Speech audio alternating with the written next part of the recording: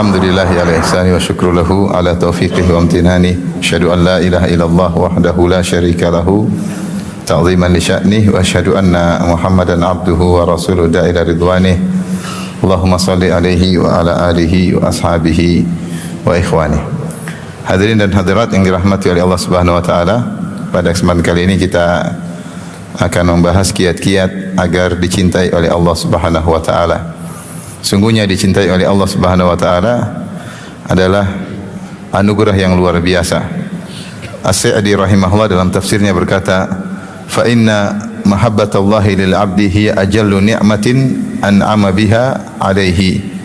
Sungguhnya cintanya Allah kepada seorang hamba adalah anugerah yang paling mulia yang Allah berikan kepada sang hamba. Wa afdalu fadilah, dan karunia atau kemuliaan yang paling baik. Tafaddalallahu biha alaihi, yang Allah karuniakan kepadanya. Wa idza ahabballahu 'abdan yassara lahul asbab. Kalau Allah sudah mencintai seorang hamba, maka Allah akan mudahkan sebab-sebab kebaikan untuknya. Wa hawwana alaihi kulla asir, dan Allah akan mudahkan bagi dia segala kesulitan. Wa waffaqahu li fi'lil khairat, dan Allah beri taufik kepadanya untuk melakukan kebajikan-kebajikan. Wa tarkil munkarat, dan meninggalkan perkara-perkara kemungkaran. Wa aqbala bi qulubi ibadihi ilaihi bil mahabbati wal widad, dan Allah akan menjadikan hati para hamba mencintainya dan sayang kepadanya. Ini di antara pernyataan indah dari Syekh Sa'di rahimahullahu taala, bahwasanya jika Allah telah mencintai seorang hamba, maka ini adalah anugerah yang terindah. Karena kalau Allah sudah mencintai seorang hamba, Allah akan mudahkan dia segala urusan. Allah akan beri taufik dia untuk mudah melakukan kebajikan. Dia mudah juga meninggalkan kemungkaran. Kenapa? Karena Allah mencintainya dan Allah menjaganya. Oleh karenanya, di antara keutamaan telah dicintai oleh Allah Subhanahu wa taala, sebagaimana disinggung tadi oleh Syekh Sa'di rahimahullahu taala, yaitu diberi taufik oleh Allah Subhanahu wa taala, yaitu akan dibimbing dan diarahkan langsung oleh Allah Subhanahu wa taala. Dalam hadis yang dikenal dengan hadisul wali, kata Allah Subhanahu wa taala dalam hadis qudsi, "Wa idza ahbabtuhu kuntu sam'ahu alladhi yasma'u bihi wa basarahu alladhi yubsiru bihi wa yadahu allati yabtishu biha wa rijlahu allati yamshi 'alaiha." Jika aku sudah mencintainya, maka aku menjadi pendengarannya, aku menjadi penglihatannya, aku menjadi tangannya, dan aku menjadi kakinya. Dalam sebagian riwayat, walisanahu alladhi yantiqu bihi, aku menjadi lisannya yang dia berucap dengan lisan tersebut. Wa qalbahu alladhi yaqilu bihi, dan aku menjadi hatinya yang dia berfikir dengan hatinya tersebut. Maksud dari hadis ini yaitu Allah akan membimbingnya sehingga orang dicintai oleh Allah Subhanahu wa taala pandangannya terjaga, pendengarannya terjaga, ya, tulisannya, kegiatan tangannya terjaga, langkah kakinya dijaga oleh Allah Subhanahu wa taala, lisannya terjaga, komentarnya terjaga, hatinya pun terjaga. Dia tidak sembarang berfikir, tidak menghabiskan energinya untuk memikirkan yang tidak bermanfaat. Maka jika seorang merasakan tanda-tanda tersebut, bahwasanya pandangannya dijaga oleh Allah Subhanahu wa taala, pendengarannya dijaga oleh Allah Subhanahu wa taala, hatinya tidak dia biarkan liar memikirkan apapun, tapi terarah, lisannya tidak dia jadikan liar berbicara apa yang dia sukai, tapi semua diarah kepada kebaikan, maka mudah-mudahan itu tanda bahwasanya Allah telah mencintainya. Karena Allah jika telah mencintai seorang hamba, Allah akan membimbingnya. Kemudian dia mudah meninggalkan kemungkaran. Bagi dia mudah meninggalkan kemungkaran, tidak berat baginya untuk meninggalkan kemungkaran. Kenapa? Dia dibimbing oleh Allah Subhanahu wa taala. Dia begitu mudah juga melakukan kebajikan. Hatinya termotivasi untuk melakukan kebajikan. Kenapa? Karena dia telah dicintai oleh Allah Subhanahu wa taala. Maka ini adalah keutamaan yang paling mulia jika seorang telah dicintai oleh Allah Subhanahu wa taala. Kemudian keutamaan yang kedua, jika seorang telah dicintai oleh Allah Subhanahu wa taala, mustahil Allah akan mengadabnya. Dalilnya adalah firman Allah Subhanahu wa taala, kata Allah Subhanahu wa taala, "Wa qalatil yahudu wan nasara nahnu abna'ullahi wa ahibba'uh." Qul falima yu'adzibukum bidzunubikum bal antum basyarum mimman khalaq. Kata Allah Subhanahu wa taala berkata orang-orang Yahudi dan orang-orang Nasara, kami adalah putra-putra Allah dan kami adalah kekasih-kekasih Allah. Wa ahibba'uh maksudnya kami adalah habib-habibnya Allah. Itu kami adalah kekasih-kekasih Allah. Maka Allah bantah, qul falima yu'adzibukum bidzunubikum. Kalau kalian memang kekasih-kekasih Allah, kenapa Allah azab kalian? Kalian tidak ada bedanya dengan yang lain. Bal antum basyarun mimman khalaq. Allah, kalian hanyalah manusia sebagaimana yang lainnya.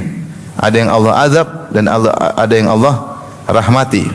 Maksudnya Nabi disuruh membantah orang-orang Yahudi yang mengaku-ngaku mereka adalah ras yang dicintai oleh Allah. Mereka adalah suku yang dipilih oleh Allah Subhanahu wa taala dan manusia diciptakan adalah untuk melayani mereka dan mereka adalah kekasih-kekasih Allah. Maka bantahannya mudah, kalau kalian kekasih-kekasih Allah, kenapa kalian disiksa oleh Allah? Bukankah para pendahulu kalian ada yang pernah dirubah menjadi babi-babi dan monyet-monyet? Apakah mungkin sang kekasih menjadikan kekasihnya menjadi babi-babi dan monyet-monyet? Mustahil.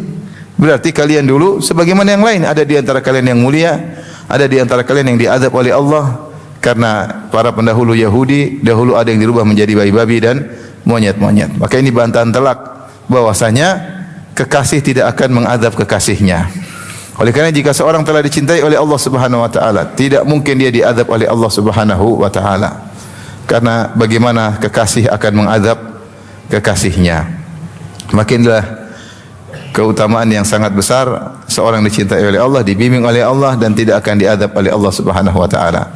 Ma'asyiral muslimin, ikhwan dan akhwat yang dirahmati oleh Allah Subhanahu wa taala. Pembahasan kita tentang bagaimana dicintai oleh Allah Subhanahu wa taala.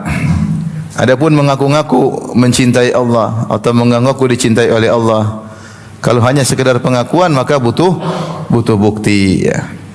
Makanya Ibnu Qayyim punya perkataan indah, dia berkata laisa sya'nu an tuhib wa innama sya'nu kullal sya'ni an tuhab. Bukan perkara yang penting adalah engkau mencintai Allah, tapi yang paling penting apakah kau juga dicintai oleh Allah Subhanahu wa taala. Betapa banyak orang mengaku cinta kepada Allah namun cinta mereka bertepuk sebelah tangan. Ternyata Allah tidak mencintai mereka. Dari sini pada kesempatan malam hari ini kita akan bahas kiat-kiat apa yang bisa membuat Allah cinta kepada kita. Secara umum tentunya segala amal soleh membuat Allah mencintai kita, dan segala maksiat membuat Allah semakin jauh dari kita. Ya, saya ulangi, secara umum segala amal soleh sekecil apapun akan mendatangkan kecintaan Allah Subhanahu wa taala, dan segala kemaksiatan sekecil apapun mempengaruhi kecintaan Allah kepada hambanya. Namun pada kesempatan kali ini kita hanya memfokuskan tentang dalil-dalil yang datang secara spesifik yang menyebutkan siapa yang melakukannya dicintai oleh Allah. Saya ulangi, secara umum amal soleh itu mendatangkan cinta Allah, tetapi pada malam hari ini kita hanya menyampaikan dalil-dalil Al-Quran dan Sunnah yang secara spesifik menyebutkan ciri-ciri orang-orang yang dicintai oleh Allah. Siapa yang melakukannya maka dia akan dicintai oleh Allah Subhanahu wa taala. Adapun amalan-amalan tersebut, yang pertama adalah ittiba'us sunnah, mengikuti sunnah Nabi sallallahu alaihi wasallam. Turun satu ayat yang dikenal oleh para ulama dengan ayatul imtihan, yaitu ayat ujian. Ayat ini turun untuk meminta bukti dari orang-orang yang mengaku-ngaku cinta kepada Allah, sebagaimana disinggung oleh Ibnu Katsir, yaitu idda'a qaumun, sebagian kaum mengaku-ngaku cinta kepada Allah Subhanahu wa taala. Ya. Maka perlu bukti. Mana bukti cinta kalian kepada Allah Subhanahu wa taala? Allah turunkan firman-Nya, "Qul in kuntum tuhibbunallaha fattabi'uni yuhibbukumullah wa yaghfir lakum dzunubakum wallahu ghafurur rahim." Katakanlah wahai Muhammad kepada mereka, kepada orang-orang yang ngaku cinta kepada Allah, in kuntum tuhibbunallah, kalau kalian cinta kepada Allah, fattabi'uni, maka ikutilah aku, yaitu ikutilah sunnah Nabi sallallahu alaihi wasallam. Maka balasannya apa? Yuhibbukumullah, niscaya Allah akan mencintai kalian. Kenapa mengikuti sunnah Nabi berarti tanda cinta kepada Allah? Karena kaidah menyatakan kalau kita mencintai Allah Subhanahu wa taala, maka kita mendahulukan apa yang disukai oleh Allah daripada apa yang kita sukai. Apa yang itsar mahabbillah, mendahulukan apa yang Allah cintai daripada yang kita cintai. Berarti bukti kita cinta kepada Allah. Seperti misalnya seorang suami yang cinta kepada istrinya, maka dia berusaha mencari apa yang disukai oleh istrinya. Berarti dia mencari-cari tahu apa yang disukai istrinya, kemudian dia akan menghadirkan, menghidangkan apa yang disukai oleh istrinya. Ya. Dia mendahulukan kesenangan istri daripada kesenangannya diri sendiri.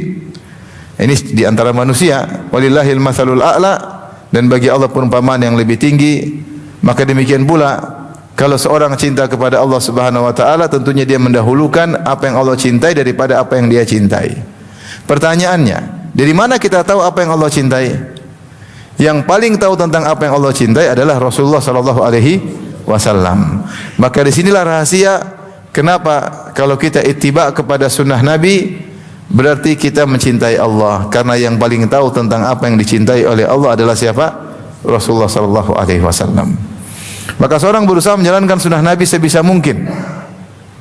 Sunnah dalam segala hal, dalam akidah, dalam akhlak, dalam amal ibadah, dalam interaksi dengan orang tua, dengan istri, dengan anak-anak, dengan suami. Kita jangan membatasi sunnah Nabi hanya pada ibadah, tata cara solat. Kita membatasi sunnah Nabi hanya pada tata cara solat, tata cara puasa. Ya, tidak. Sunnah Nabi luas. Sunnah Nabi luas, bukan hanya terkait dengan tata cara ibadah. Demikian juga masalah akidah. Ketika kita berakidah, ikut sunnah Nabi sallallahu alaihi wasallam. Oleh karenanya para ulama dahulu ketika menulis tentang buku-buku akidah, mereka beri nama dengan as-sunnah. Dengan apa? As-sunnah. Untuk menjelaskan bahwasanya berakidah tentang Allah harus ikut dalil, harus ikut dalil. Apa yang Nabi bilang, apa yang Allah sebutkan, maka itulah akidah kita. Kita tidak berimprovisasi, berinovasi dalam berakidah tentang Allah Subhanahu wa taala. Ya. Oleh karenanya bukti kita cinta kepada Allah, kita ikut sunnah Nabi sallallahu alaihi wasallam. Maka semakin kita perhatian sunnah ketika makan, sunnah ketika tidur yang sering kita lalaikan ya. Kalau kita perhatian, contoh sederhana, sunnah pakai sendal, sunnah lepas sendal. Apa sunnah pakai sendal? Sunnah pakai sendal kaki kanan dulu, baru kaki kiri. Sunnah buka sendal bagaimana? Kaki kanan atau kaki kiri dulu? Kaki kiri dulu, baru kaki kanan. Subhanallah. Kelihatannya sepele, tapi ketika kita buka sendal kita ingat Nabi. Ini sunnah Nabi. Kita dibuat connecting sebentar. Saya buka sendal ini karena Allah Subhanahu wa taala, sunnah Nabi kaki kiri dulu baru kaki kanan. Banyak orang kalau pakai sendal benar kanan dulu baru kaki kiri. Tapi kalau buka sendal kanan juga duluan baru kiri. Kalau pakai baju jangan lupa kanan dulu baru kiri. Yang sederhana.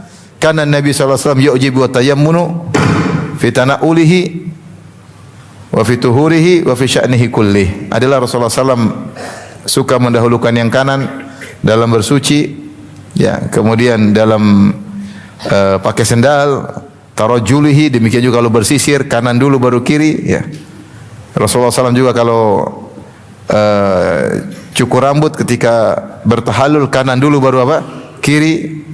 Dan dalam segala urusannya pakai baju kanan dulu baru kiri dulu.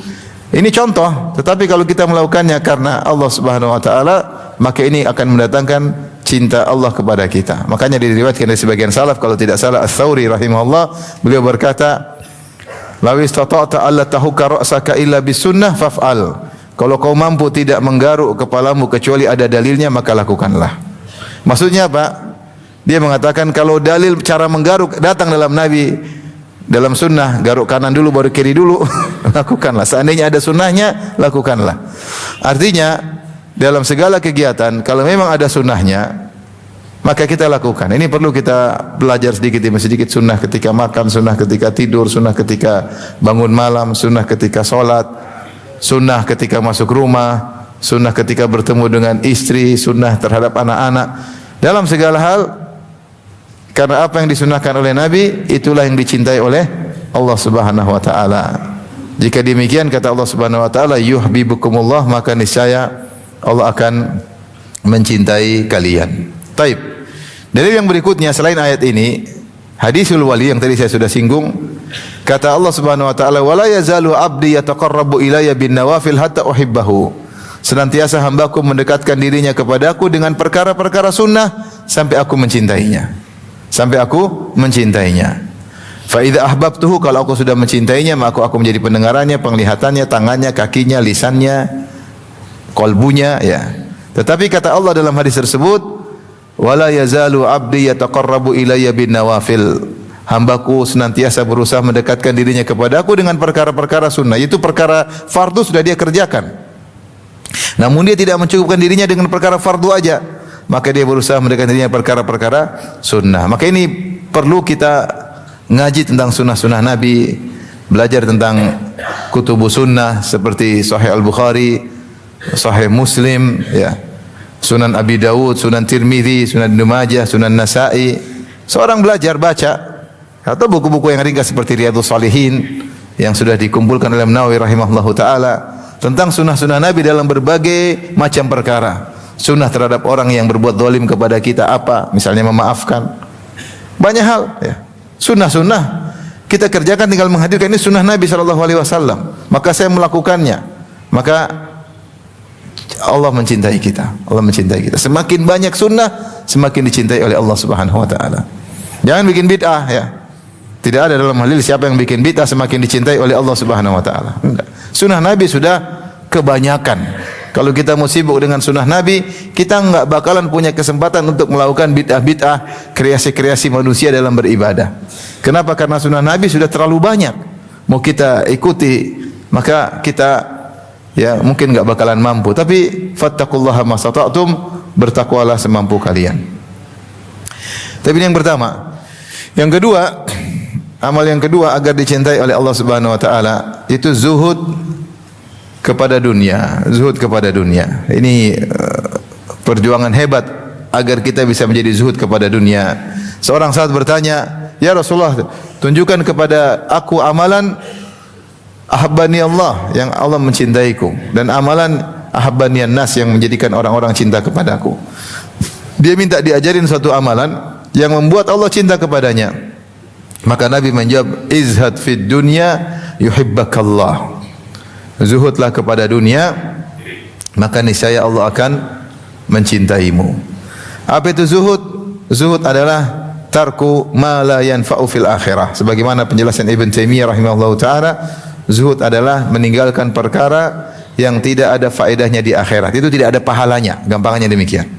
Zuhud itu apa? Meninggalkan perkara yang tidak ada pahalanya. Nah, mulai sekarang kita melatih diri tidaklah beraktivitas kecuali yang ada pahalanya. Kalau tidak ada pahalanya, maka tinggalkan. Karena itu konsekuensi zuhud. Berarti kita orientasi selalu akhirat. Zuhud itu apa? Memandang rendah dunia. Kalau memandang rendah dunia berarti orientasinya kemana? Ke akhirat. Kalau orientasi ke akhirat berarti pikiran kita selalu cari pahala. Kalau pikiran selalu cari pahala berarti kegiatan yang tidak ada pahalanya kita tinggalkan. Kalau kita terus cenderung dalam perkara yang tidak ada pahalanya berarti kita bukan orang zuhud kepada dunia, tapi kita cenderung kepada dunia. Orientasi kita bukan akhirat. Latih diri kita, latih istri kita, latih anak-anak kita. Selalu pikirannya ada enggak pahalanya di akhirat. Kalau ada kerjakan, kalau enggak usah. Kalau enggak usah.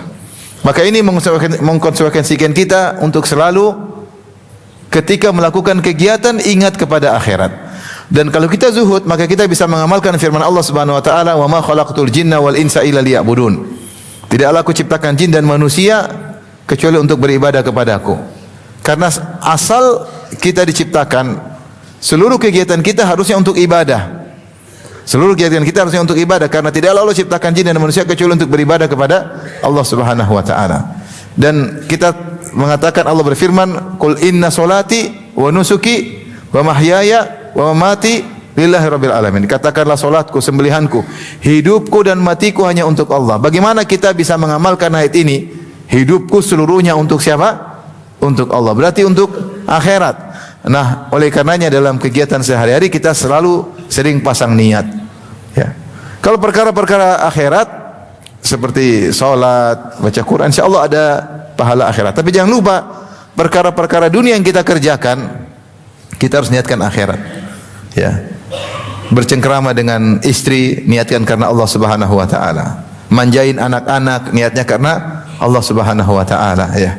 Senyum kepada tetangga, niatkan karena Allah Subhanahu wa taala. Olahraga, niatkan karena Allah supaya bisa kuat berdakwah, bisa kuat untuk bangun malam, bisa kuat untuk misalnya harus silaturahmi ke sana kemari ya, untuk kegiatan aktivitas, bisa kuat untuk cari nafkah untuk anak istri, niatkan karena Allah. Cari nafkah, niatkan karena Allah. Dalam hadis wa huwa yahtasibuha, kata Nabi sallallahu alaihi wasallam, seorang berinfak kepada keluarganya wa huwa yahtasibuha, dan dia berniat mencari pahala karena Allah, maka dia dapat pahala. Lasta tunfiqu nafaqatan tabtaghi biha wajha Allah illa ujirta 'alaiha hatta luqmatal lati taj'alu fi imra'atik. Tidaklah kau menginfak apapun kau mencari wajah Allah kecuali kau dapat pahala sampai suapan yang kau suapkan ke mulut istrimu ya. Dan ini kata syurahul hadis, ketika seorang suami sedang menyuap istrinya berarti dia sedang dalam kemesraan ya. Mana ada suami sambil ngomel nyuapin istri, ada atau tidak? Tidak. Ini biasanya kalau suami nyuapin istri lagi mesra. Makanya biasanya dilakukan waktu masih bulan madu. Setelah bulan madu lewat sudah enggak lagi ya. Ya. Itu pun kalau dia lakukan karena Allah ya. Ya betaqi biha wajh Allah, ada syaratnya. Dia mencari wajah Allah. Berarti dia melakukannya karena Allah, dapat pahala. Allah mencintainya karena dia zuhud. Karena dia zuhud. Zuhud meninggalkan perkara yang tidak ada pahalanya di akhirat. Maka saya ingatkan diri saya pribadi dan juga para hadirin hadirat, setiap melakukan aktivitas hadirkan niat sebisa mungkin. Kalaupun kita terlupakan, lupa, kadang-kadang kita melakukan kebaikan kita lupa menghadirkan niat. Mudah-mudahan hukum asal, kalau pernah kita meniatkan, niat itu masih berlanjut terus selama tidak kita batalkan niat-niat yang lain. Ya, misalnya seorang keluar rumah, dia niat pagi ini saya ingin cari nafkah untuk anak istri. Tentu ketika dia niatkan karena Allah, dia akan milah-milih. Karena dia tahu dia cari nafkah karena Allah. Yang haram dia akan tinggalkan, yang syubhat dia akan tinggalkan. Apakah dianjurkan besok lagi dia niatkan lagi? Setiap hari kalau bisa. Tapi kalau ternyata hari-hari berikutnya dia lupa, sebagian ulama mengatakan diharapkan niat awalnya masih berlanjut terus. Tapi kalau dia bisa hadirkan setiap hari itu lebih baik. Agar segala aktivitasnya berpahala karena Allah Subhanahu wa taala. Maka kalau kita benar-benar zuhud, sekarang kita praktekkan diri kita, apapun kegiatan kita coba cek kembali, kita revisi kembali. Saya di grup ini ada enggak pahalanya? Kalau enggak ada, left. Ma'assalamah. Kalian tidak ada pahalanya, left. Baik. Saya kumpul sama teman-teman, ya. Kita bikin aktivitas, ada enggak pahalanya? Enggak ada. Ya sudah, enggak usah. Ibu-ibu kalau pengen beli tas mahal, ada enggak pahalanya di akhirat? Ini beli tas, ada pahalanya enggak? Pahala dari mana beli tas mahal? Dari sisi mana pahalanya? Kalau enggak ada pahalanya, enggak usah. Enggak usah ya. Ya. Istri saya pernah minta belikan sesuatu yang mahal. Saya bilang, Abi belikan. Kamu siap dihisab? Abi jangan gitu. Kamu siap dihisab enggak? Ya enggak lah Bi. Ya udah enggak usah. Padahal saya enggak mau beliin. Mau saya mulai latih diri kita seperti itu. Beli apapun siap dihisab enggak? Siap. Kenapa? Ada manfaatnya. Silakan, enggak ada masalah. Saya misalnya beli mobil bagus buat apa? Buat bisa safar, bisa silaturahmi. Kalau mobil bagus, kalau punya uang jangan maksakan. Kalau enggak mampu ya sudah.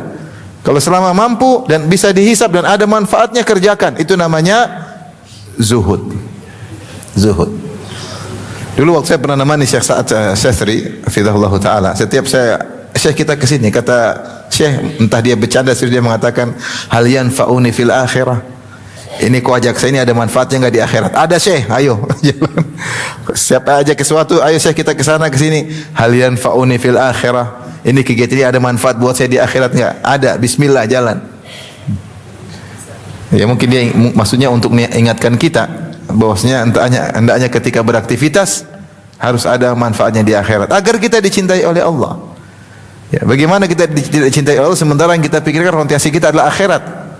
Mencari wajah Allah, mencari akhirat. Maka zuhud itu bukan berarti kita pakai pakaian lusuh, enggak. Zuhud itu masalah hati. Hati, kecenderungan dunia atau kecenderungan akhirat. Kapan kita menjadikan akhirat kita sebagai orientasi, maka dia selalu yang menjadi tolak ukur kita dalam segala kegiatan. Ini ada faedahnya enggak di akhirat? Enggak ada, tinggalin. Ngapain? Ngapain? Kumpul-kumpul ada faedahnya enggak? Enggak ada faedah akhirat, mohon maaf. Saya cari komunitas yang lain. Kegiatan habisin waktu dari pagi sampai sore, ada enggak manfaat di akhirat? Ada. Kalau ada lanjutin, kalau enggak, enggak. Itulah zuhud di dunia. Izhad fid dunya yuhibbakallah. Maka Allah akan zuhudlah terhadap dunia, maka Allah akan mencintaimu. Taib, di antara sebab amalan yang mendatangkan cinta Allah Subhanahu wa taala adalah mencintai saudara karena Allah Subhanahu wa taala. Ya. Mencintai saudara karena Allah, bukan karena dunianya, bukan karena fisiknya, bukan karena uangnya, bukan karena sukunya, bukan karena satu hobi. Timbul relasi saling mencintai di antara manusia karena sebab duniawi banyak sekali. Saya senang sama dia karena sama hobi main bola. Saya senang sama dia karena sama-sama hobi, mungkin misalnya hobi tertentu, sama-sama para pedagang. Ya, sama-sama suka minum kopi, majelis kopi misalnya. Saya cinta sama dia kenapa?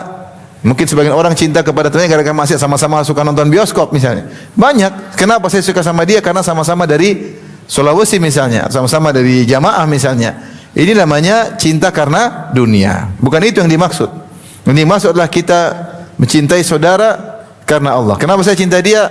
Karena dia beriman kepada Allah, saya suka bergaul dengan dia. Karena saya bergaul dengan dia, saya semakin dekat kepada Allah Subhanahu wa taala. Saya bergaul dengan dia karena dia ingatkan saya kepada Allah. Saya bergaul dengan dia, cinta sama dia karena kalau salah, saya salah, dia nasihati.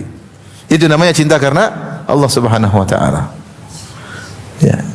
Makanya Rasulullah bersabda, "Inna rajulan zara akhan lahu fi qaryatin ukhra." Ada seorang laki menyunggut saudaranya di kampung yang lain. Fa arsadahu Allahu malakan ala madrajatihi. Fa arsadallahu malakan ala madrajati. Maka Allah kirim malaikat dalam bentuk manusia nunggu di tempat dia lewat. Akhirnya di tempat tersebut malaikat tegur, "Aina turid? Mana kau hendak pergi fulan?" Kata dia, "Aku ingin menyunggut saudaraku fi hadhil qaryah, di kampung ini." Malaikat bertanya, "Hal laka min ni'matin tarubbuhu 'alaiha?" Apakah kau menyunggut saudaramu ada urusan bisnis? Ada kebun yang kau urus atau ternak yang kau urus? Adakah urusan duniawi? Kata dia, "La illa anni ahbabtuhu fillah." Saya jenguk dia tidak ada kepentingan lain. Saya mencintai dia karena Allah Subhanahu wa taala.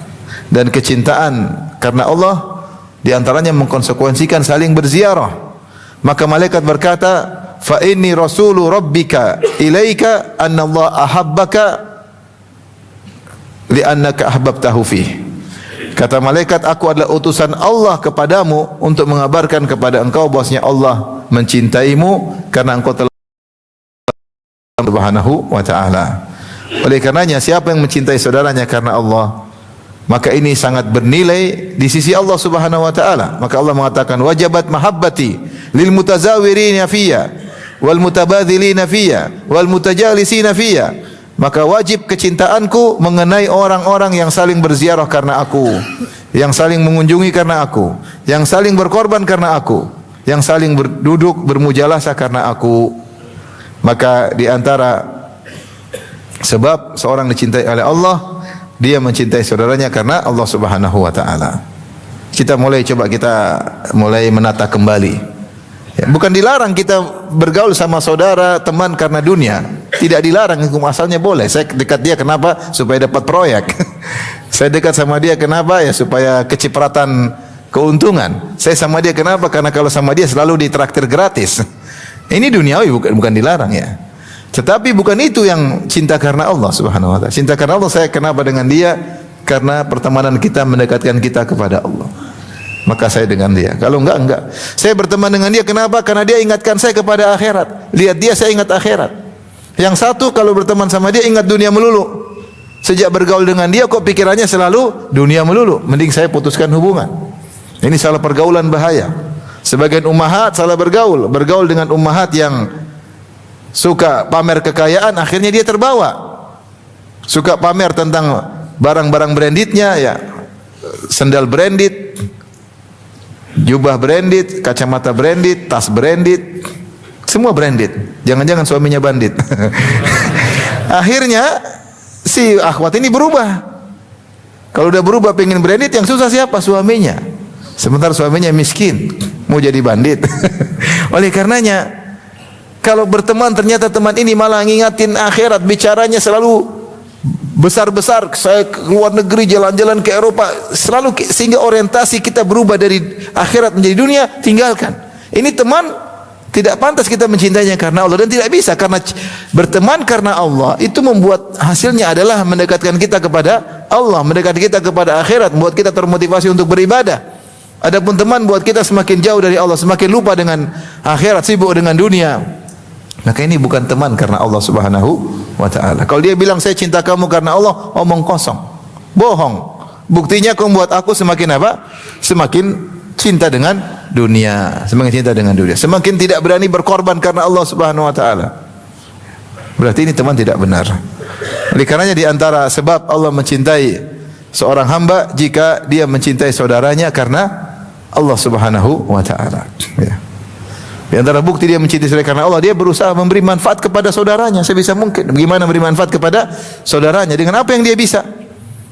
Karena konsekuensi cinta karena Allah, dia berusaha membantu saudaranya. Apakah dengan ilmunya, apakah dengan tenaganya, apakah dengan materi yang dia punyai. Makanya Allah mengatakan, wajabat mahabbati di antara lil mutabadzilina fiyya. Wajib kecintaanku mengenai orang-orang yang saling bazal, yaitu berkorban karena aku, Baik, di antara sebab yang menjadikan Allah mencintai seorang hamba, ya, Allah mengatakan, ya ayyuhalladzina amanu may yartadda minkum an dinihi fasawfa ya'ti Allahu biqaumin yuhibbuhum wa yuhibbuna adzillatin 'alal mu'minina 'izzatin 'alal kafirin yujahiduna fillahi fi sabilillahi wa la yakhafuna laumata laim. Kata Allah Subhanahu wa ta'ala, wahai orang beriman, siapa di antara kalian yang murtad, maka Allah akan datangkan suatu kaum yang Allah mencintai mereka dan mereka cinta kepada Allah Subhanahu wa ta'ala. Apa sifat-sifat mereka? Di antaranya Allah berfirman, adzillatin 'alal mu'minin, 'izzatin 'alal kafirin. Yaitu mereka merendah bersama kaum mukminin dan mereka tegas kepada orang-orang kafir.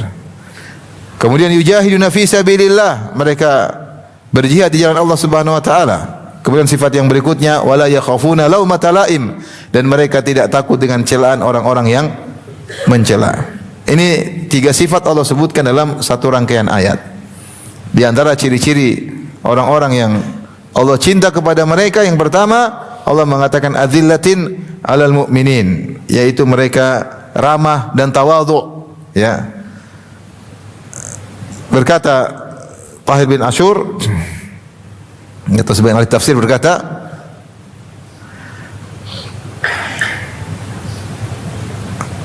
wa yutlaqu adh-dhul 'ala linil janib wa tawadhu. Disebut dhul yaitu merendah, maknanya adalah linil janib itu ramah, tidak angkuh, tidak sombong, tidak kasar. Wa tawadhu, dan rendah diri di hadapan kaum yang lain. Ini mendatangkan cinta Allah kepada seseorang. Meskipun mungkin kita punya uang banyak, meskipun kita punya kedudukan, meskipun kita dihormati orang, sama orang kita ramah. Karena kita mencari ridha Allah Subhanahu wa ta'ala. Kita yang dicintai oleh Allah Subhanahu wa ta'ala. Jangan kita hanya senyum sama orang kaya, sama miskin kita enggak senyum. Kalau sama miskin rugi kayaknya senyum sama orang miskin. Orang kaya baru.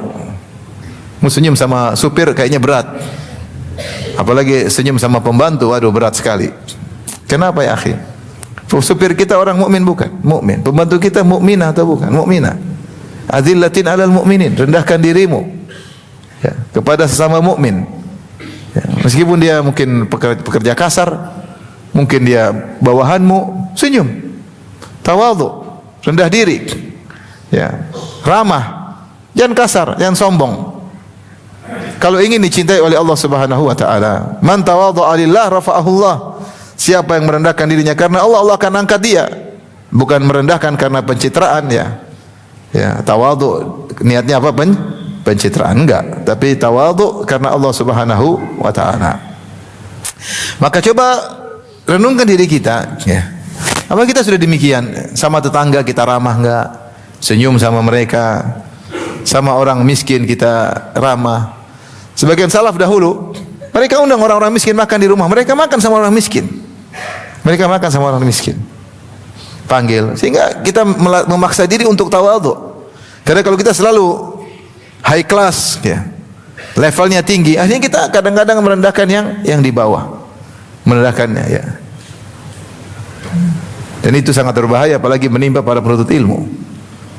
Kalau mau ditemui kayaknya seorang susah sekali, ada 10 ring harus ditembus. Ini bagaimana seperti ini? Kemudian dengan dalil harus hormat kepada ulama. Ya, namanya cari penghormatan. Yang wajar-wajar saja, yang wajar-wajar saja, ya.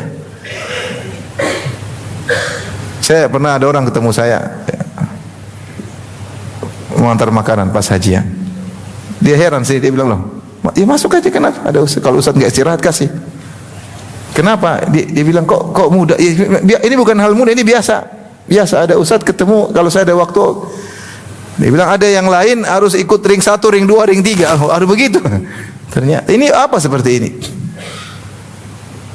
Ini talbis iblis. Itu bukan tawadhu, itu sombong namanya. Angkuh. Sombong. Mau ketemu saya harus lewat 10 ring. Sekian ring. Ini sombong. Tapi dengan nama pakai dalil untuk hormat kepada apa? Ulama. Apa begitu cara penghormatan sama ulama? Dia kecuali dia lagi tidur, lagi sibuk, ya tahu diri lah. Masa ustaz lagi tidur kemudian, Ustaz, mie ayam mau tak? Ya enggak lah, ya. Tapi kalau yang normal, kita bukan juga semua orang merubung, enggak, ya normal-normal saja, biasa saja. Saya bukan sedang membicara, maksudnya saya aneh. Karena saya tahu ustaz sekarang juga seperti itu, seperti saya, tidak ada bedanya. Artinya mereka juga mudah, biasa. Kok ada yang aneh? Kemudian dengan dalil bahwasanya akhlak mulia, justru itu akhlak yang buruk. Akhlak yang buruk, meninggikan diri, bukan tawadhu. Tawadhu bukan demikian. Oleh karenanya, adzillatin 'alal mu'minin, 'izzatin 'alal kafirin. Semua orang kafir tegas. Punya izzatun nafs, kita tidak merendah-merendah, tidak menghinakan diri kita di hadapan orang-orang kafir. Kalau ada majelis, jangan biarkan mereka bicara terus, kita juga bicara. Kenapa kita merendah diri di hadapan mereka? Seperti itu. Izzatun nafs. Tapi di antara agar kita cintai Allah, merendahkanlah dirimu karena Allah kepada kaum mukminin. Latih diri kita merendah kepada orang yang mungkin hina secara materi, dia hina, tapi belum tentu dia hina di hadapan Allah Subhanahu wa taala, ya. Oleh karenanya kadang-kadang kita terbawa sehingga sok penting, sok sibuk, ya. Kalau sibuk ya enggak ada masalah, tapi kalau jangan sampai seorang kemudian memasang dirinya di level yang tinggi. Hati-hati, ya. Kita tidak zalil alal mu'minin. Di antara perkataan indah, ya, dari Thahir bin Ashur, dia berkata,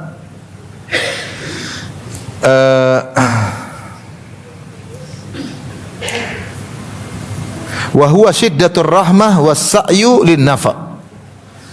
Namanya zalil dalam ayat ini, Allah tidak mengatakan zalilil mu'minin, tapi Allah menggunakan ala. Ini dalam ilmu tafsir, ilmu bahasa, ya. Allah mengatakan adzillatin lil mu'minin, bukan, Allah tidak mengatakan adzillatin lil mu'minin, tapi Allah mengatakan adzillatin alal mu'minin. Kenapa pakai ala? Wa huwa syiddatur rahmah was sa'yu lin nafa, yaitu dia sangat sayang kepada orang beriman dan dia berusaha memberi manfaat kepada orang beriman di depannya. Gimana saya bisa beri manfaat kepada orang depan saya? Walidzalika ulliqa bihi qauluhu alal mu'minin. Oleh karenanya dipakai perkataan alal mu'minin. Walitadmin adzillah makna musyfiqin hanina uddiya bi ala dunal lam. Karena ketika Allah mengatakan ala, menunjukkan dia sangat sayang kepada orang beriman, lembut kepada orang beriman, maka dikatakan ala, bukan pakai lil mu'minin. Seharusnya kalau secara bahasa mungkin adzillatin lil mu'minin, tapi Allah menggunakan ala. Oleh karenanya di antara cara kita agar kita dicintai oleh Allah, kita merendah kepada kaum mukmin siapapun, kita berusaha mikir kasih manfaat sama dia. Makanya di antara doa Nabi sallallahu alaihi wasallam, Allahumma nas'aluka hubbak wa hubba man yuhibbuk wa hubba kulli amalin yuqarribuni ila hubbik. Allahumma nas'aluka fi'lal khairat wa tarkal munkarat wa hubbal masakin. Rasulullah berdoa agar dijadikan cinta kepada orang-orang miskin, sehingga kita ada kerasa kepeka, lihat orang miskin kasihan. Lihat orang jualan es enggak laku, kasihan. Jualannya musim hujan lagi, aduh. Kalau kita beli esnya nggak usah tawar. Jangan bilang mumpung musim hujan, setengah harga ya, daripada nggak laku. Udah nggak laku kita kasih. Udah ambil aja gerobaknya gratis mungkin ya mana. Oleh karenanya sehingga timbul rasa diri kita peka karena kita mencintai sesama mukmin karena Allah Subhanahu wa taala, kasihan sama dia. Meskipun kita enggak mampu menolongnya terkadang, cuma rasa kasihan itu sendiri sudah menunjukkan sebab Allah cinta sama kita. Karena kita adillah, kita kasihan sama orang beriman yang susah, kita peka. Ya, kita enggak tega sama dia. Seperti itu. Dan jangan sombong ya. Makanya ketika Allah Subhanahu wa taala menyebutkan sifat-sifat ibadur rahman, yang pertama Allah sebutkan adalah orang-orang yang tawadhu. Wa ibadur rahmanil ladzina yamshuna 'alal ardi hauna. Dan hamba-hamba Ar-Rahman, di antara sifat yang pertama, mereka berjalan di atas muka bumi hauna, yaitu mutawadhiin, tawadhu. Tidak menunjukkan keangkuhan, tidak dengan gestur tubuhnya yang menunjukkan keangkuhan, tidak melihat orang dengan merendahkan, tidak.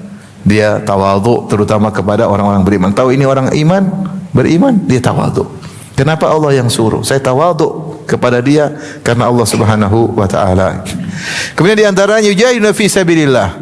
Berjihad di jalan Allah. Jihad ada dua. Kalau ada dibuka jihad yang syar'i dengan pedang maka dia berangkat. Karena Allah Subhanahu wa taala, jika tidak ada jihad yang syar'i dengan pedang, ada jihad dengan lisan. Bisa dengan, kalau tidak ada jalan dengan lisan, dengan harta. Jihad dengan harta, pintu jihad terbuka. Yujahiduna fi sabilillah, dia berjuang karena Allah Subhanahu wa taala. Sekarang jihad yang mudah terbuka, jihad dengan lisan. Jihad dengan lisan di mana-mana saudara-saudara kita berjihad di negeri-negeri non muslim dan banyak orang Islam, orang non muslim masuk Islam. Mereka berdakwah, mereka menulis tulisan, mereka berjihad dengan lisan, dengan tulisan.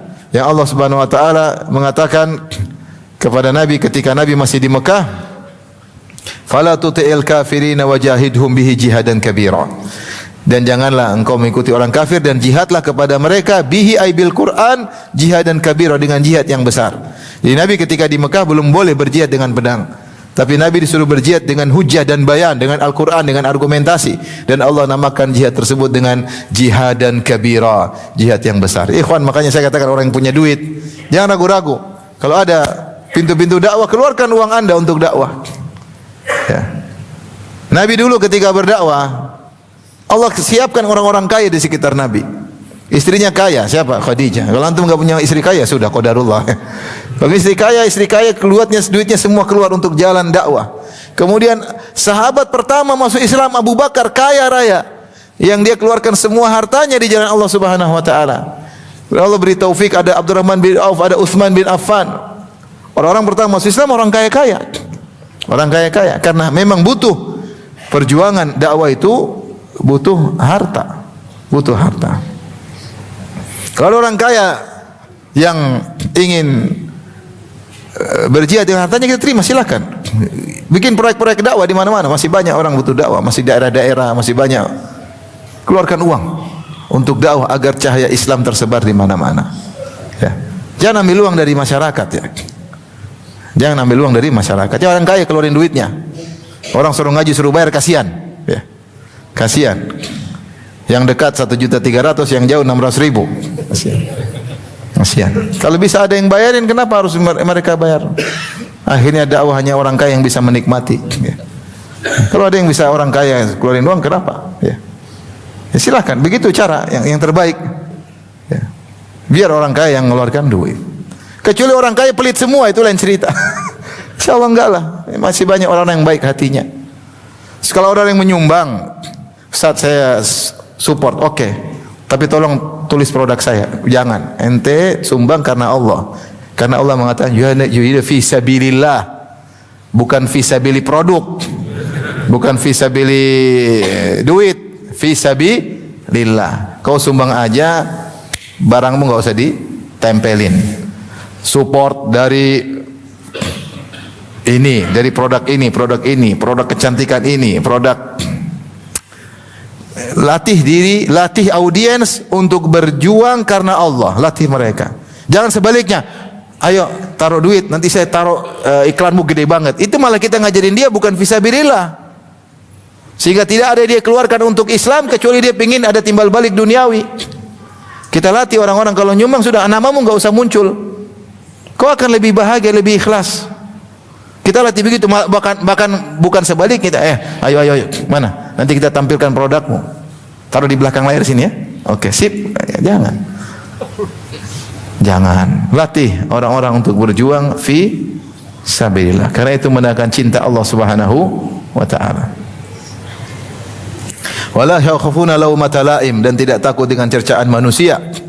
Kalau dia menegakkan kebenaran, tentunya dia tidak takut kepada cercaan manusia, tapi tentu dengan segala pertimbangan. Karena sekarang dakwah pun perlu dengan siasat ya, untuk melihat maslahat dan mudarat, bukan karena takut cercaan atau tidak. Sebagian orang ketika takut dijauhi oleh audiens, akhirnya dia rubah cara dakwahnya. Tidak ada berbicara tentang tauhid lagi, tidak ada berbicara tentang syirik lagi, tidak ada berbicara tentang kemungkaran lagi, tidak ada berbicara tentang bid'ah lagi, untuk menjaga maintenance audience. Ini khianat. Orang kalau diberi kemudahan, kemampuan untuk menjelaskan kebenaran, ya tentu dia jelaskan dengan cara dia. Ya. Mumpung orang banyak mendengarnya, ini malah mulai merubah supaya maintenance audience. Follower semakin banyak. Ketika followersnya semakin banyak, dia takut bicara sedikit salah, takut ditinggal sama followers. Ini berarti berdakwah bukan karena Allah Subhanahu wa taala, tapi berdakwah untuk menuju dirinya sendiri, menyuruh masyarakat untuk ikut kepadanya. Maka di antara ciri-ciri orang dicintai oleh Allah, wala yakhafuna laumata laim. Dia tidak takut dengan cercaan manusia, tentu dengan segala perhitungan dan strategi. Tetapi al-haq dia sampaikan meskipun orang mencerca.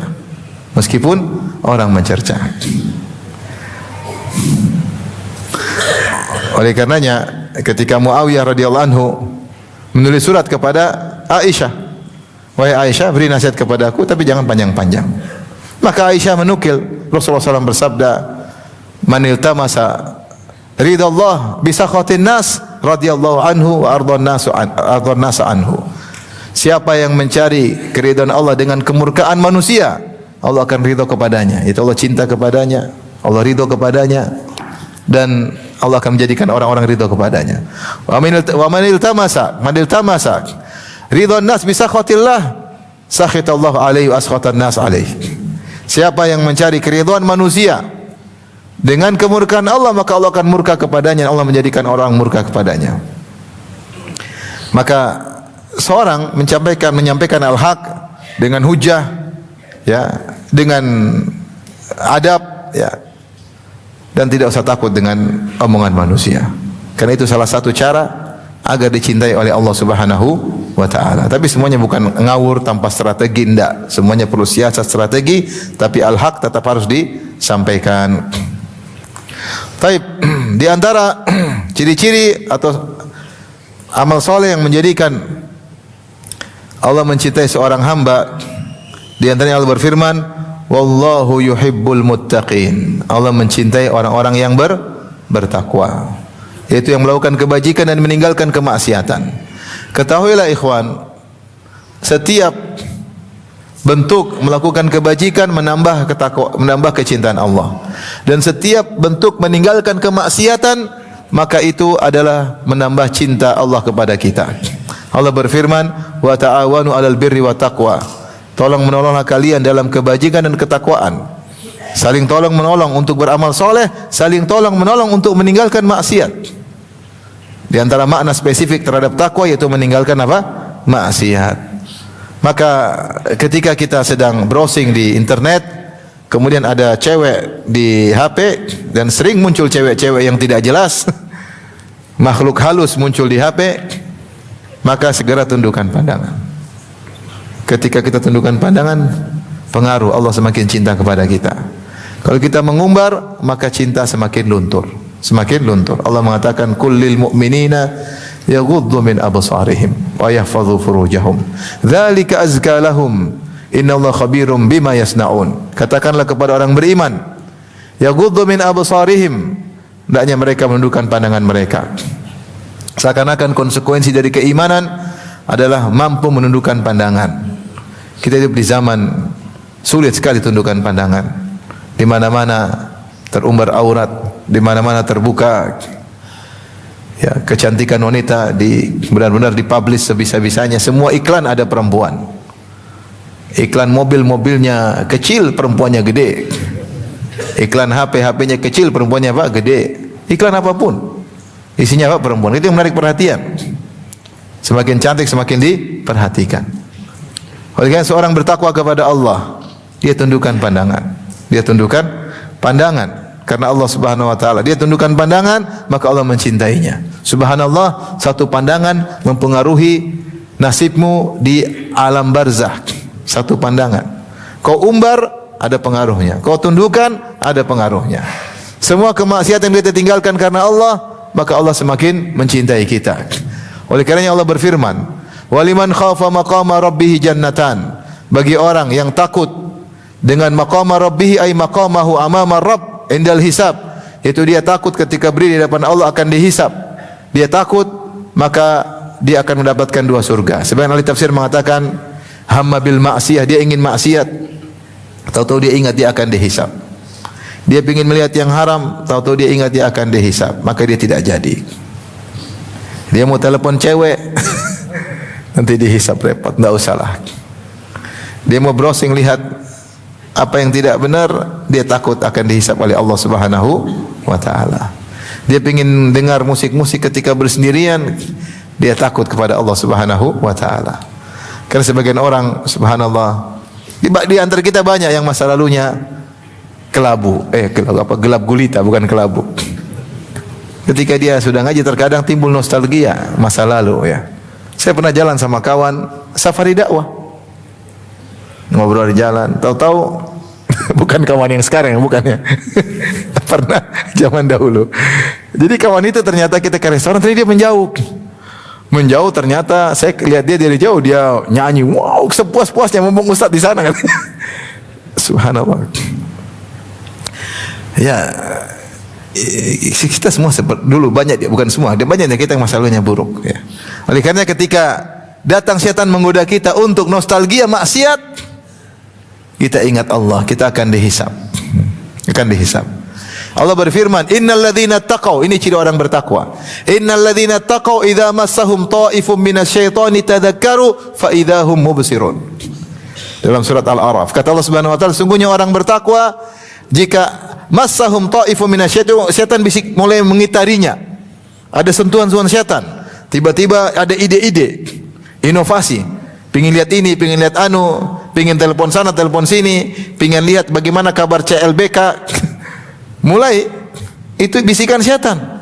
Tiba-tiba ingin nostalgia maksiat, pingin dengar musik-musik masa lalu, pingin nonton film-film masa lalu. Tadzakkaru, mereka ingat Allah Subhanahu wa taala. Maka kapan kita meninggalkan maksiat karena Allah? Berarti kita bertakwa. Kalau kita bertakwa, wallahu yuhibbul muttaqin. Allah mencintai orang yang bertakwa. Allah mencintai orang yang bertakwa. Berat zaman sekarang, takwa berat. Takwa berat. Makanya saya sering bilang, bukan wali Allah adalah yang bisa terbang, menurunkan hujan susu, bukan. Ada di mana di internet, ada orang di Yaman, ya, dia ngaji sama wali-wali, katanya wali-wali. Kemudian disebutkan ada wali nurunkan hujan susu di suatu kota. Wah, luar biasa. Para sahabat aja nggak pernah turunkan hujan susu. Nabi pun tidak pernah turunkan hujan apa? Susu. Ini ada wali Habib Fulan turunkan hujan susu. Maka dia pun pergi ke kota tersebut. Dia pergi ke masjid, dia cari orang yang paling tua-tua, karena ini kan cerita turun-temurun. Mungkin orang tua masih tahu cerita kisah itu. Maka dia datang ke masjid, ketemu orang tua kayak Ammi. Om udah tua ini.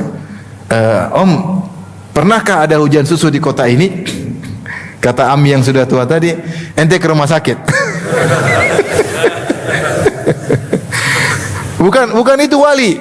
Wali itu adalah, saya bilang di zaman ini, yang bisa menundukkan pandangannya itu waliullah. Buktinya apa? Karena Allah mencegah dia dari maksiat, berarti Allah membimbing penglihatannya, Allah membimbing pendengarannya. Fa idza ahbabtuhu kuntu sam'ahu alladhi yasma'u bihi wa basarahu alladhi yubsiru bihi. Kalau aku sudah mencintainya, aku jaga pendengarannya, aku jaga penglihatannya. Dia kalau lihat dengar musik dia gelisah, dia melihat maksiat dia gelisah. Siapa yang bisa tundukkan pandangannya di zaman sekarang ini, maka dia waliullah. Kalau masih belum bisa, masih wali murid. Subhanallah. Siapa bertakwa Allah cinta. Maka meraih cinta Allah ini bukan hanya angan-angan, perlu perjuangan. Wallahu yuhibbul muttaqin. Allah mencintai orang yang bertakwa. Yang ketika digoda oleh syaitan dia sadar saya sedang digoda, maka dia lawan. Dia ingat bosnya dia akan dihisab. Dia ingat malaikat sedang mencatat. Dia ngapain nih? Tergoda. Pingin nostalgia maksiat, malaikat sudah siap catat. Tinggal dia browsing klik atau tidak. Lanjut atau tidak. Kalau dia lanjut, malaikat catat. Maka cinta Allah berkurang darinya. Waliyadzubillah. Taib, di antara amal yang mendatangkan cinta Allah, Allah berfirman, wallahu yuhibbus sabirin. Allah mencintai orang-orang yang sabar. Ya, sabar berat zaman sekarang, berat. Kapan Anda bersabar, Anda dicintai oleh Allah. Semakin tinggi level sabar Anda, semakin tinggi level cinta Allah kepada Anda. Sabar. Hidup ini ujian. Hidup ini ujian. Dan godaan untuk kita tidak sabar dari banyak sisi, banyak sekali. Banyak sekali. Kita tidak sabar. Oleh karena seorang bersabar dengan 3 model sabar. Sabar dalam menjalankan ketaatan, sabar dalam meninggalkan maksiat, dan sabar ketika terkena musibah. Orang menyangka sabar hanya ketika terkena musibah. Tidak. Sabar itu juga sabar yang luar biasa. Di antara sabar dalam jalan ketaatan, sabar dalam meninggalkan maksiat. Makanya ketika Allah sebutkan tentang ciri-ciri ibadur Rahman, Allah sebutkan banyak amal. Di akhir ayat Allah mengatakan, ulaika yujzaunal ghurfata bima sabaru. Mereka itulah orang-orang yang diberi ganjaran ghurfah, surga yang tinggi karena kesabaran mereka. Apa kesabaran mereka? Ternyata amal-amal soleh. Allah mengatakan, walladzina yabituna li rabbihim sujjada wa qiyamah. Butuh sabar salat malam. Wa idza khatabahumul jahiluna qalu salama. Kalau ada orang-orang bodoh kemudian menghina mereka, merendahkan mereka, mereka sabar, tidak menggubris. Sabar. Walladzina yabituna, mereka sabar salat malam. Kemudian di antara kesabaran mereka, wa idza marru bil lagwi marru kirama. Walladzina la yashhaduna az-zura, orang-orang yang tidak pernah menghadiri az-zur, tidak pernah bersaksi palsu. Zur, di antara makna zur adalah maksiat. Mereka tidak pernah hadir acara maksiat. Mereka tidak pernah menghadiri acara keagamaan agama lain. Di antara makna zur ditafsir oleh para salaf yaitu acara-acara keagamaan lain. Kemudian wa idza marru bil lagwi marru kirama. Kalau mereka melewati perkara sia-sia, mereka lewat aja, tidak mampir. Ini semua butuh kesabaran. Ya. Orang-orang yang bersabar mendidik anak istri. Walladzina yaqulu rabbana hab lana min azwajina wa dhurriyyatina qurrata a'yun. Min dhurriyyatina qurrata a'yun. Mereka sabar mendidik anak dan istri. Setelah itu Allah berkata, ulaika yujzaunal ghurfah. Mereka diberi surga yang tinggi bima sabaru, karena kesabaran mereka. Ternyata salat malam butuh sabar. Kalau enggak sabar enggak bisa continue salat malam. Tawadhu butuh sabar. Alal ardi hauna, tawadhu butuh sabar. Kadang-kadang biar tahu kau siapa saya. Tunjukkan keangkuhan, tunjukkan kesombongan, butuh sabar. Butuh sabar. Ada seorang bertemu dengan seorang alim, dia berkata, "Tahukah engkau siapa saya?" Dia ingin tunjukkan dia jagoan. Kata orang alim tadi, "Engkau, iya saya tahu. Kau berasal dari air mani yang hina.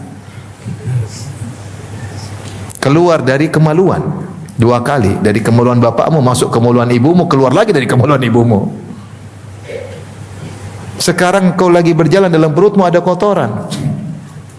Kalau mati tidak dikubur, jadi bangkai yang bau. Itulah hakikatnya.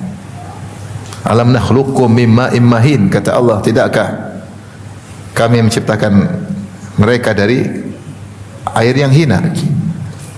Falyanzuril insanu mimma khuliq, hendaknya manusia merenungkan dari mana dia diciptakan. Khuliqa mim ma'in dafiq, air terpancar dari kemaluan. Untuk tawadhu butuh sabar. Untuk meninggalkan zina butuh sabar. Allah sebutkan di antara ciri ibadur Rahman, mereka tidak syirik, mereka tidak zina, mereka tidak membunuh orang. Tidak zina butuh sabar. Sebab zina kita tinggalkan butuh kesabaran. Jadi sabar itu bukan hanya ketika terkena musibah. Menjalankan ketaatan butuh sabar, meninggalkan maksiat juga sabar, dan kita sekarang ini sangat butuh sabar meninggalkan maksiat. Sangat butuh sabar yang luar biasa. Dan siapa yang bersabar, maka akan dicintai oleh Allah Subhanahu wa taala. Jadi Allah berfirman, "Innallaha ma'as sabirin." Allah mencintai orang yang bersabar. Kalau kita lagi enggak mau sabar, aduh, saya ingin dicintai oleh Allah. Saya ingin ditolong oleh Allah. Sabar, sabar, sabar. Sabar. Mau marah, sabar lagi. Mau ngeklik, sabar, jangan. Sabar. Matikan HP. Kuota dihabiskan segera, gimana caranya? Taib, di antaranya Allah berfirman, "Innallaha yuhibbul mutawakkilin." Sungguhnya Allah mencintai orang yang bertawakal. Sering kita bertawakal, maka semakin dicintai oleh Allah Subhanahu wa taala. Tertawakal dalam segala hal. Jangan pede dengan diri sendiri, tapi pedelah kalau kita sudah bertawakal kepada Allah. Ya, pedelah kalau kita sudah bertawakal kepada Al-Aziz Al-Hayy, yang Maha Perkasa, yang Maha Hidup. Kata Allah, "Wa tawakkal 'alal 'Azizir Rahim, alladzi yaraka hina taqum wa taqallubaka fis sajidin." Wa tawakkal 'alal Hayy alladzi la yamut. Bertawakallah kepada yang Maha Hidup yang tidak mati.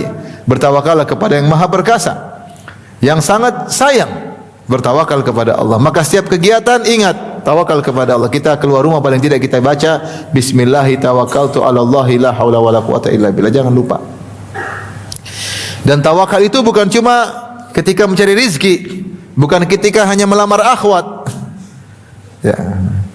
Banyak orang tawakal kalau mencari rizki sama melamar, ditolak tawakal 'ala Allah. Diterima tawakal enggak. Tawakal dalam ibadah. Allah mengatakan, "Wa tawakkal 'alal 'azizir rahim alladzi yaraka hina taqum." Bertawakallah kepada Allah yang melihat engkau ketika kau sedang salat. Salat butuh fa'buduhu wa tawakkal alaih. Kata Allah, beribadahlah, bertawakal kepadanya. Haji tawakal, umrah tawakal, puasa tawakal, dakwah butuh tawakal. Wa ma lana alla natawakkal 'ala Allah wa qad hadana subulana. Para rasul ketika diganggu dia mengatakan, "Kenapa kami tidak bertawakal kepada Allah dalam dakwah kami? Sementara Allah telah memberi petunjuk kepada kami." Jadi jangan batasi tawakal hanya urusan dunia. Salat tawakal agar kita khusyuk. Salat malam tawakal. Sebelum tidur minta kepada Allah bangunkan untuk bisa salat malam. Menghafal Quran butuh tawakal. Ta'lim butuh tawakal. Ngurus anak istri butuh apa? Tawakal. Ya akhi, kita tidak bisa mengandalkan diri kita. Gangguan di luar sana yang bisa menyesatkan anak-anak kita sangat besar. Gangguan di sana yang bisa menyesatkan istri kita sangat besar. Kita enggak mampu hanya mengandalkan kemampuan kita, harus bertawakal kepada Allah Subhanahu wa taala. Kita enggak mampu. Tawakal. Cari rezeki tawakal, ibadah tawakal, haji tawakal. Yang benar, jangan haji visa enggak benar.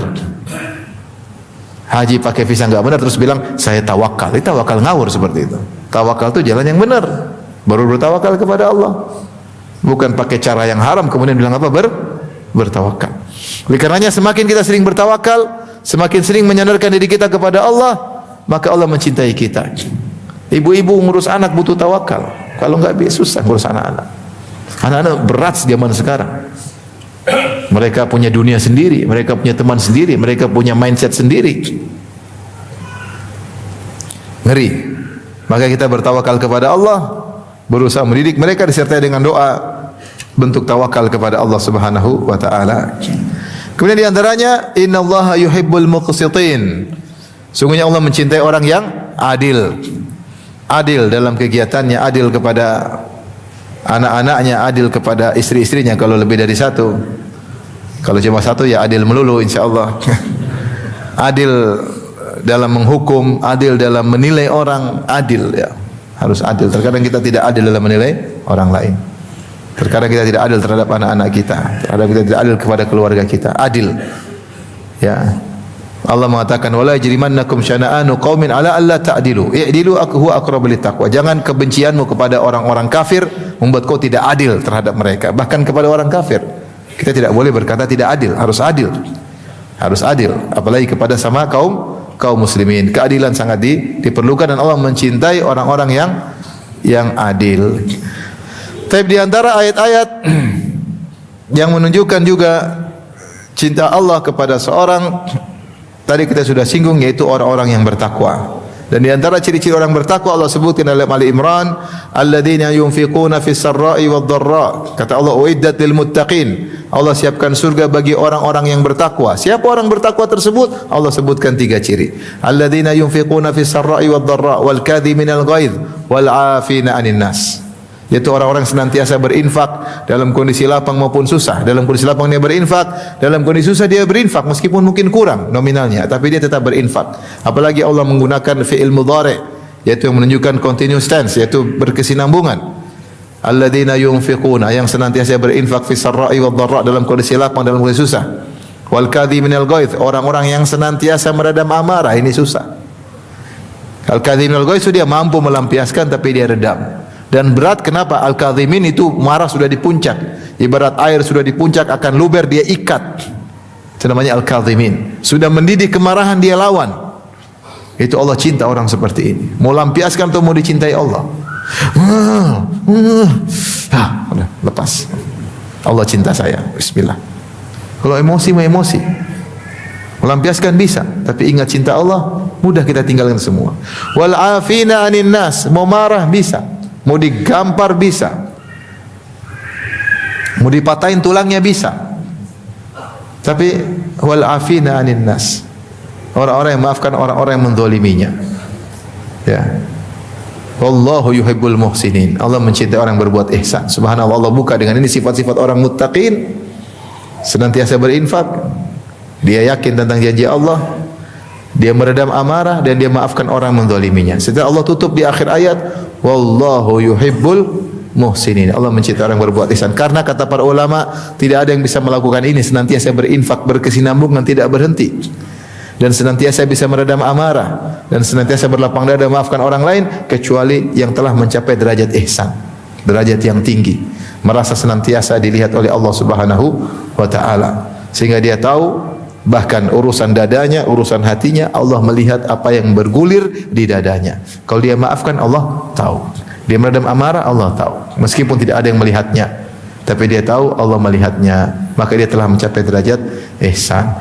Demikian, mungkin ada satu terakhir saya sampaikan juga, hadis di mana Rasulullah SAW mengatakan, Inna Allah yuhibbul abda taqiyal ghaniyal khafi. Ini hadis terakhir, hadis Sa'ad bin Abi Waqqas radhiyallahu taala anhu dalam Sahih Muslim. Sungguhnya Allah mencintai seorang hamba yang bertakwa. Sudah kita bahas tadi bertakwa. Yuhibbul abdat taqiyya al-ghaniyal khafi. Al-ghani yaitu dia merasa cukup. Ada yang menafsirkan qanaah, dia tidak merasa cukup ya dengan apa yang dia miliki. Dia juga mendatangkan cinta Allah kepadanya. Dia tidak tamak, dia merasa cukup. Qanaah, qanu'. Kemudian al-khafi, yang suka menyembunyikan dirinya, tidak suka tampil. Seorang berusaha tidak suka tampil, kecuali dia terpaksa untuk tampil ya. Ustaz terpaksa tampil, tapi jangan bertampil berlebihan yang tidak perlu. Kalau bisa tampil untuk ta'lim, ta'lim untuk ta'lim aja. Di luar itu tidak perlu apa? Tampil ya, tidak perlu tampil kecuali diperlukan ya. Kalau antum panitia tidak usah tampil, kalau bisa jangan tampil. Karena penampilan itu bikin masalah. Kalau antum tampil, hati antum tidak mudah untuk ikhlas. Saya katakan tidak mudah ikhlas. Makanya saya ingatkan kepada para kawan-kawan para dai, kita amanah di hadapan Allah, kita juga perhatian masalah audiens, jaga keikhlasan mereka. Ikhlas itu tidak mudah. Kalau kita tampilkan murid kita baru ngaji, kita pamerkan, khawatir dia goyang niatnya. Tidak mudah. Siapa tidak bangga foto sama ustaz? Bangga atau tidak? Apalagi makan sama ustaz. Apalagi sudah bayar 2,5 juta makan sama ustaz. Bangga atau tidak? Senanglah. Cuma hatinya bagaimana? Allah alam, kita nggak tahu. Jaga hati audiens. Jangan suka tampilkan mereka. Ya, kalau kita dekat sama mereka tidak perlu harus dibuat konten. Sedikit-sedikit konten-konten. Kontainer ya. Oleh karenanya khafi itu orang yang tidak suka tampil. Hingga dia sibuk mencari keridhaan Allah Subhanahu wa taala. Yang pikiran dia bagaimana Allah tahu sudah cukup. Allah mengatakan fa innallaha bihi alim, apapun yang kalian infakkan, apa yang kalian perbuatan kebaikan, fa innallaha bihi alim, Allah sudah tahu. Sudah cukup, Allah tahu, selesai. Sebisa mungkin tidak tampil, jangan tampil. Saya punya kawan-kawan luar biasa infak mereka tidak mau tampil. Mereka tidak mau tampil sama sekali. Sedikit pun tidak ingin tampil. Itu kita lihat nyata, ada teman-teman kita yang begitu. Padahal infak mereka miliar-miliaran. Ini yang baru infak 100.000 pingin tampil. Jaga. Ente 100.000 latihan, jangan tampil. Infak miliar-miliar tidak pingin tampil. Bahkan kalau disebut marahnya, disebut namanya dia marah. Marah serius, muka merah, marah. Kenapa sebut-sebut nama saya? Latih murid-murid kita seperti itu. Bukan kita tampilkan mereka. Guys. Akhirnya dia terbiasa tampil. Padahal Allah mencintai hamba yang suka al-khafi, tidak ingin tampil. Kalau tidak ingin tampil, dia lebih dekat kepada ikhlasan, jauh daripada riya. Demikian saja ikhwan dan akhwat kajian kita, karena sudah malam tidak ada tanya jawab. Sampai sini saja. Semoga Allah menjadikan kita hamba-hamba yang dicintai oleh Allah Subhanahu wa taala. Apa yang saya sampaikan semoga bisa kita praktekkan dalam kehidupan kita sehari-hari. Subhanakallah bihamdik asyhadu an la ilaha illa anta astaghfiruka wa atubu ilaik. Assalamualaikum warahmatullahi wabarakatuh.